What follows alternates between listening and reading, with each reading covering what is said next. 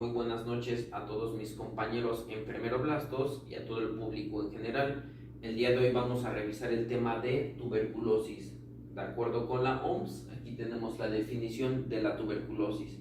En términos más simples, podemos decir que la tuberculosis es una enfermedad infecciosa de tipo bacteriana y que afecta principalmente a los pulmones. Sin embargo, puede afectar a otros órganos más. De acuerdo con la OMS también, en el año 2019 se reportaron 10 millones de casos nuevos en todo el mundo, de los cuales 1.400.000 personas murieron a causa de la tuberculosis. Voy a tratar de sintetizar la información para que el video no sea tan largo, así que hay cosas que voy a tratar de no explicar y simplemente las voy a decir. Bien, vamos a hablar de las manifestaciones clínicas.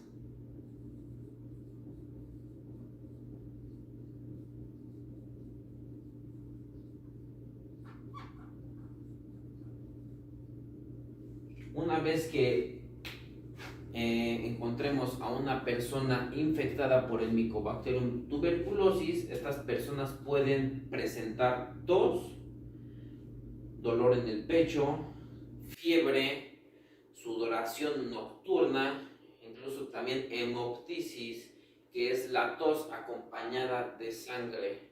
Bien. La forma en que se transmite el Mycobacterium tuberculosis es a través de las gotitas de flush o gotitas nasofaringias, que son producidas o emitidas cuando una persona que está infectada habla, estornuda o escupe. Entonces el Mycobacterium tuberculosis es capaz de viajar y penetrar todo el epitelio respiratorio hasta llegar hasta la última porción del sistema respiratorio, que es el alvéolo pulmonar. Ahí es donde se va a alojar el Mycobacterium tuberculosis. También sería importante hablar de este Mycobacterium o bacilo de Koch. Y este Mycobacterium tiene una longitud de 3 micras. Además tiene una característica muy importante. Está constituido por una capa lipídica.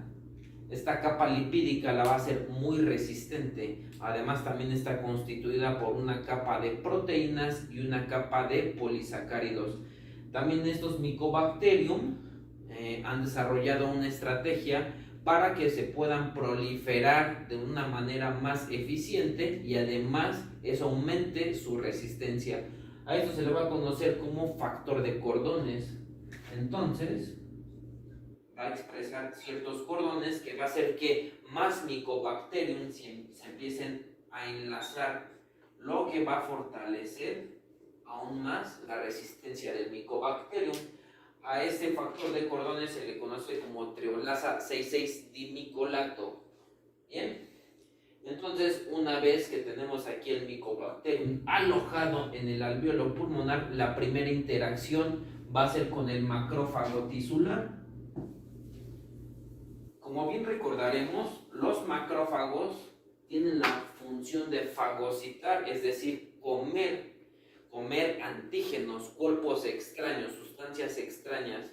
Entonces, el macrófago lo que va a intentar hacer es fagocitar el Mycobacterium. Una vez que intentó fagocitar a este bacilo, se da cuenta que no es capaz de lisarlo, de destruirlo. Entonces va a haber otra intervención por parte de los linfocitos T.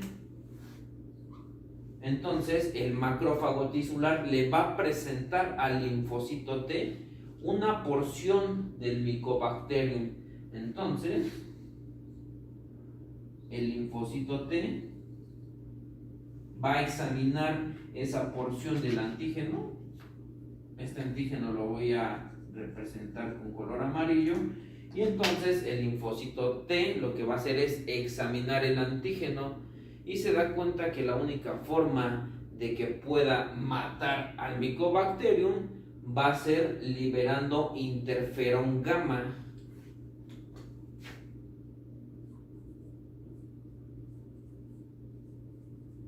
Interferón gamma. Entonces aquí ahora ya tenemos un macrófago activado y entonces lo que va a hacer es acidificar las vesículas fagocíticas del macrófago y ahora sí poder destruirlo.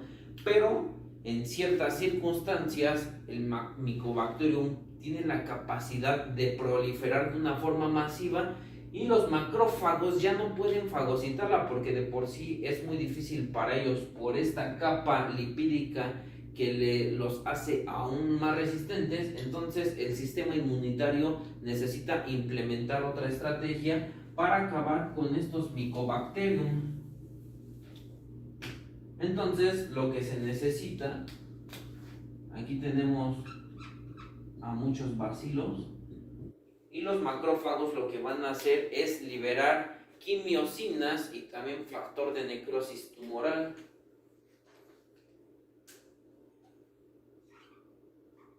Las quimiosinas y el factor de necrosis tumoral. Esto con el propósito de reclutar células que pertenecen al sistema inmunitario y formar una barrera de contención. Bien, entonces los macrófagos empiezan a rodear a todos los Mycobacterium para empezar a formar esta barrera de contención. Para garantizar que esta barrera es funcional, entonces también se unen células gigantes que en realidad son conjunto de macrófagos, pero obviamente van a tener más resistencia hacia esta barrera de contención. A esto también se le van a sumar las células plasmáticas.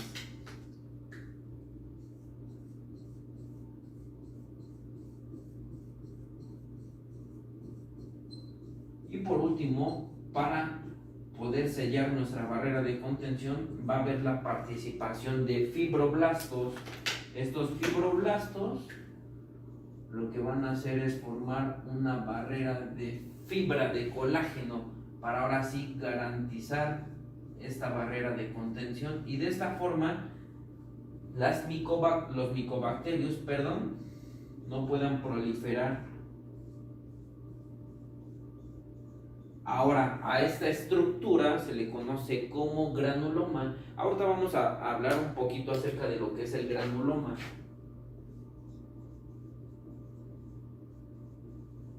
Y de esta forma podemos decir que finalmente ha acabado la infección de tuberculosis gracias a la participación de estas células que han formado nuestra barrera de contención. Ahora podemos clasificar a la tuberculosis en tres grandes grupos. Existe una tuberculosis primaria, una tuberculosis secundaria y una tuberculosis progresiva. En la tuberculosis primaria es cuando este granuloma que grafiqué hace un momento logra cicatrizar. Bien, entonces cicatriza y por ende no hay microorganismos viables, es decir, la infección ya no puede proliferarse y ya no es capaz de que esta persona infectada pueda infectar a otra persona más. Sin embargo, en la tuberculosis secundaria, aquí ya es producida porque hay una reinfección o una reactivación. Entonces, una persona con tuberculosis se puede reinfectar, por eso se conoce como una enfermedad recidivante, o incluso se puede reactivar. ¿De qué forma se puede reactivar? Cuando una persona puede estar bajo tratamiento de fármacos inmunosupresores, ¿bien?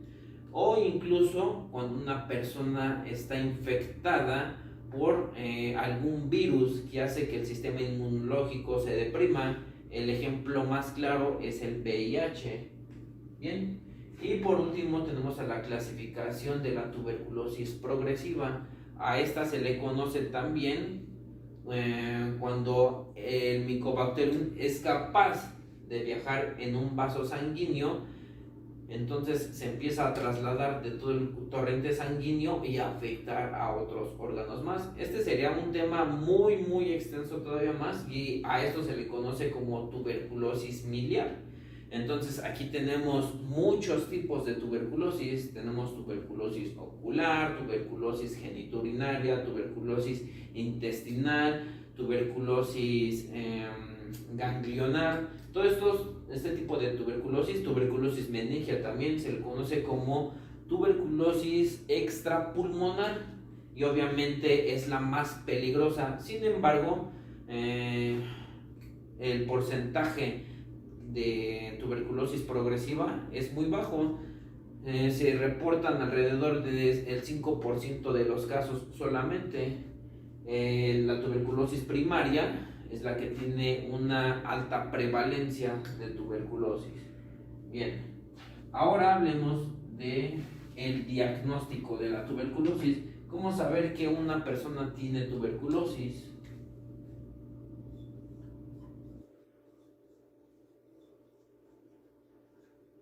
Bien, hay muchas personas que conocen el diagnóstico que se llama prueba de la tuberculina. Lo que va a ser la prueba de la tuberculina, es un caldo de cultivo. Aquí se van a cultivar por 6 semanas los Mycobacterium. Ahora, después se va a hacer un filtrado especial conocido como PPD. PPD por sus siglas en inglés, que es el derivado proteico purificado. Este derivado proteico purificado se va a inocular en la parte anterior del antebrazo. Se va a inocular.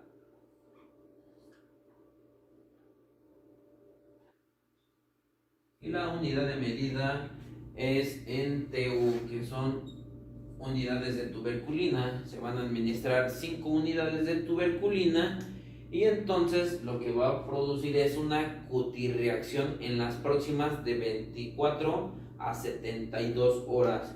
Entonces el personal de salud lo que va a hacer es medir la induración.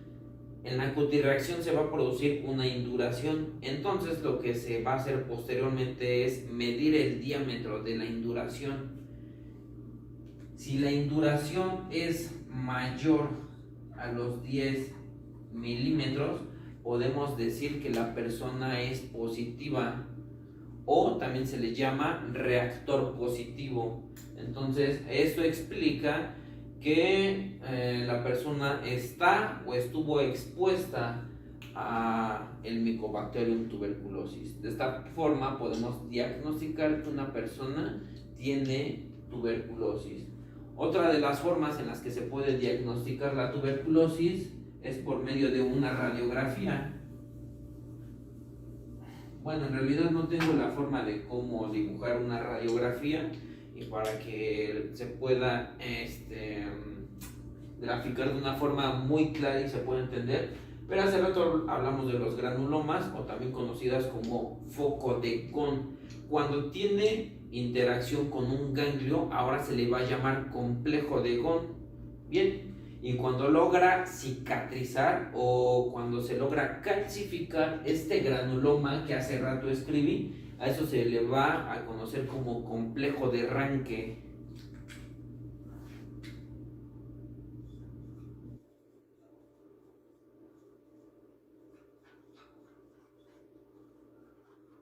En realidad lo que vemos en una radiografía son los complejos de Ranke, y se puede ver porque en la radiografía se pueden ver cavitaciones. Incluso también para el diagnóstico nos podemos apoyar de una tomografía computarizada. En esta tomografía también se pueden ver estos complejos de Ranke.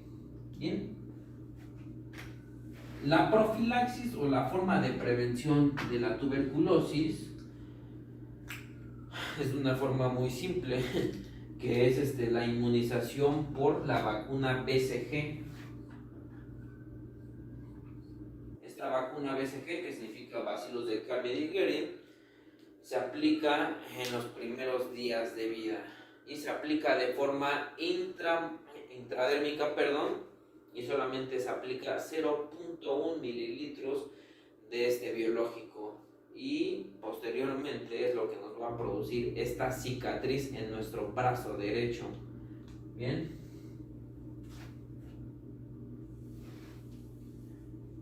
Y estas vendrían siendo las generalidades de la tuberculosis. Muchas gracias.